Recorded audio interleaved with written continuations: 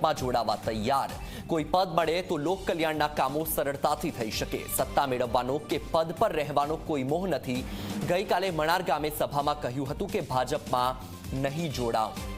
તો આપને જણાવી દઈએ કે મહુવાના પૂર્વ એમએલએ કનુ કલસરિયાએ ફરીથી પલટી મારી છે। જ્યાં ગઈકાલે એ રીતે કહ્યું હતું કે ભાજપમાં નહીં જોડાવ, ત્યાં ફરીથી એવું કહ્યું કે ચૂંટણી લડાવવામાં આવે તો ભાજપમાં જોડાવા માટે તૈયાર।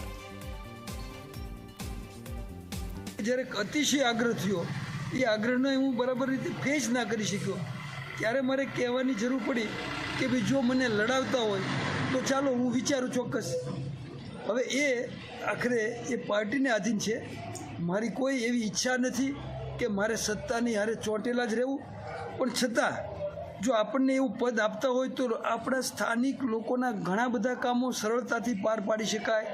ખેડૂત કલ્યાણના કામો, ગરીબ કલ્યાણના કામો, આરોગ્યના કામો બધામાં આપણે ખૂબ યોગદાન આપી શકીએ। એટલે આ એક વાત અત્યારે ચાલે છે, પણ અત્યારે હું આમ મુક્ત જ છું અને મુક્ત રહેવા માગું છું। વાત કરીએ કચ્છની, તો કચ્છના દરિયાકાંઠેથી ફરીથી ચરસના પેકેટ મળ્યા।